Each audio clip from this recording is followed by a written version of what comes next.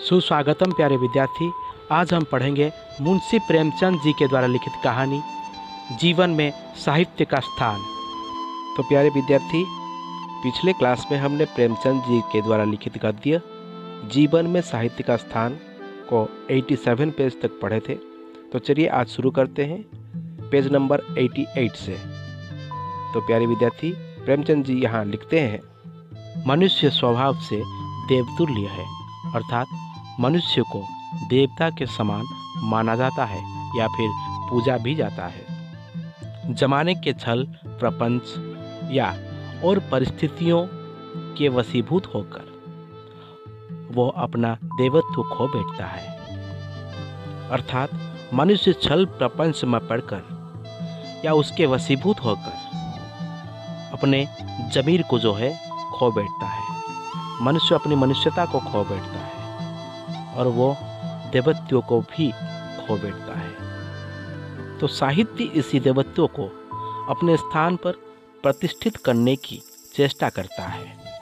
उपदेशों से नहीं, नसीहतों से भी नहीं, भावों को स्पंदित करके मन के कोमल तारों पर चोट लगाकर प्रकृति से सामंजस्य उत्पन्न करके, अर्थात साहित्य यहाँ मनुष्य के मन को टटोलता है, परखता है और उसके जो मन के जो कोमल तार होते हैं उसको चोट पहुंचाकर, मतलब चोट लगाकर, मतलब यहाँ होता है उसको छूकर प्रकृति से सामंजस्य उत्पन्न करके ये अपना काम करता है। मतलब साहित्य जो है अपना देवत्व को प्रतिष्ठित करने की चेष्टा करता है। और हमारी ये जो मनुष्य सभ्यता है, हमारी ये मनुष्य सभ्यता जो है वो साहित्य पर ही आधारित है। हम जो कुछ हैं, हम आजकल जो कुछ भी हैं वो साहित्य के ही बनाए हैं, मतलब साहित्य से ही प्रेरित हैं। विश्व की आत्मा के अंतर्गत भी राष्ट्र या देश की एक आत्मा होती है। इसी आत्मा की प्रतिध्वनि है साहित्य। कहने का तात्पर्य है हर देश का साहित्य की पृष्ठभूमि जो है वो अलग होती है। उसी हिसाब से राष्ट्र या हमारे देश की एक आत्मा होती है। इसी आत्मा की प्रतिध्वनि है हमारा साहित्य। मतलब हमारा देश का साहित्य हमारे देश के हिसाब से ही है। वही साहित्य जो हमारी देश की सभ्यता को एक नई दिशा प्रदान करता है। आगे लिखते हैं, यूरोप का साहित्य उठा लीजिए, आप वहाँ संघर्ष पाएंगे। कहीं खूनी कांडों का प्रदर्शन है, कहीं जासूसी कमाल का। जैसे सारी संस्कृति उन्मत्त होकर मरु में जल खोज रही है। उस साहित्य का परिणाम यही है कि वैयक्तिक स्वार्थपरायणता दिन दिन बढ़ती जाती है। अर्थलोलुपता की कहीं सीमा नहीं। यहाँ का मतलब यूरोप का साहित्य ही ऐसा है, यहाँ की जीवनचर्या ही ऐसी है। नित्य दंगे, नित्य लड़ाइयाँ, प्रत्येक वस्तु स्वार्थ के कोटि पर तोली जा रही है। यहाँ तक कि अब किसी यूरोपियन महात्मा का उपदेश सुनकर भी संदेह होता है कि इसके पर्दे में स्वार्थ ना हो। अर्थात यूरोप का साहित्य यूरोप की सभ्यता का ऐसा ही पालन पोषण करता है। आगे लिखते हैं, साहित्य सामाजिक आदर्शों का सृष्टा है। जब आदर्श ही भ्रष्ट हो गया तो समाज के पतन में बहुत दिन नहीं लगते। नई सभ्यता का जीवन 150 साल से अधिक नहीं, पर अभी से संसार उससे तंग आ गया है। पर इसके बदले में उसे कोई ऐसी वस्तु नहीं मिल रही है जिसे वहाँ स्थापित कर सके। तो हम लोग समाज में रहते हुए जिन आदर्शों का पालन करते हैं वो साहित्य की ही देन है, जिसके वजह से हमारे जीवन में सामाजिकता कायम रहती है। जब यहाँ पर जो हमारी मनुष्य की जो सभ्यता है, सभ्यता का जीवन काल 150 साल माना गया है। इसके बाद मनुष्य इस सभ्यता में रुचि नहीं रख पाता, यानी तंग आ जाता है, अरुचि हो जाती है इस सभ्यता से। पर एक बात और भी है, इसके बदले में इसके स्थान पर कौन सी ऐसी वस्तु है जिसको यहाँ पर स्थापित करके आगे की सभ्यता का बीज रोपण किया जा सके।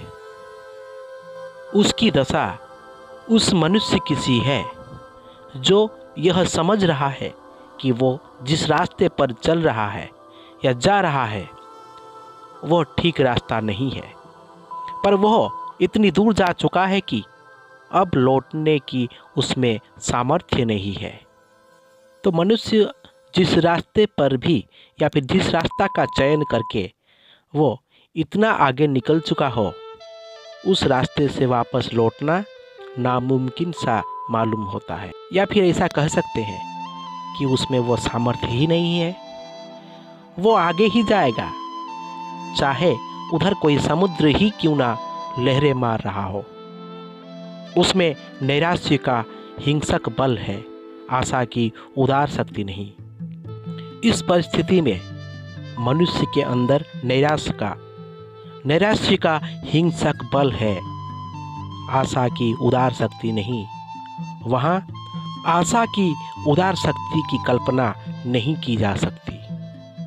आगे लिखते हैं, भारतीय साहित्य का आदर्श उसका त्याग और उत्सर्ग है।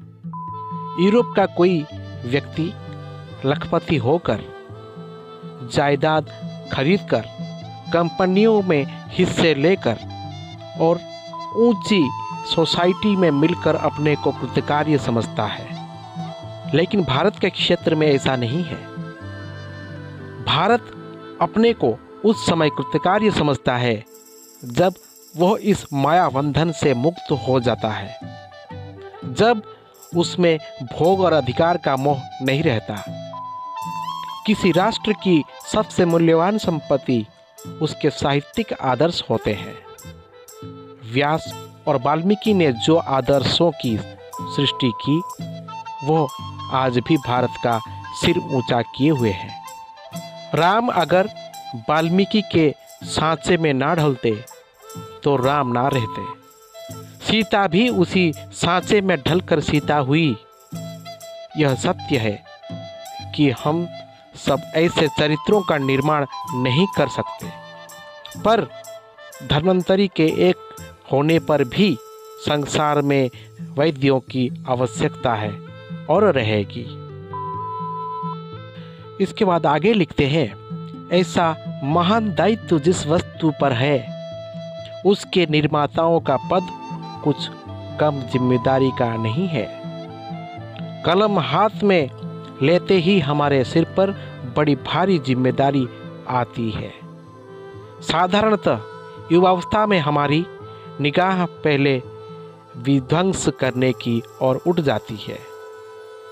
तो यहाँ पर साहित्यकार हाथ में कलम उठाकर जब भी सभ्यता या फिर समाज का निर्माण करने निकलता है तो उसके ऊपर बड़ी जिम्मेदारी आ जाती है, भारी जिम्मेदारी आ जाती है, क्योंकि उसके ऊपर एक नई सभ्यता का निर्माण करने की जिम्मेदारी जो होती है। साहित्य की युवावस्था विध्वंसकारी होती है। हम सुधार करने की धुन में अंधाधुंध सर चलाना शुरू करते हैं, खुदाई फौजदार बन जाते हैं, तुरंत आंखें काले धब्बों की ओर पहुंच जाती हैं, यथार्थवाद के प्रभाव में बहने लगते हैं, बुराइयों के नग्न चित्र खींचने में कला की कृतकार्यता समझते हैं। यह सत्य है कि कोई मकान गिराकर ही उसकी जगह नया मकान बनवा सकता है या बनाया जाता है। पुराने ढकोसलों और बंधनों को तोड़ने की जरूरत है। ढकोसलों मतलब पुराने नीति नियम, पुराने बंधन जो होते हैं, पर इसे साहित्य नहीं कह सकते। साहित्य तो वही है जो साहित्य की मर्यादाओं का पालन करें। तो प्यारे विद्यार्थी, आज इस विषय को यहीं पर छोड़ते हैं। अगला पेज नंबर 89 लास्ट पैराग्राफ को हम अगले क्लास में पढ़ेंगे। तब तक के लिए हमें इजाज़त दीजिए। धन्यवाद। घर पर रहिए, सुरक्षित रहिए।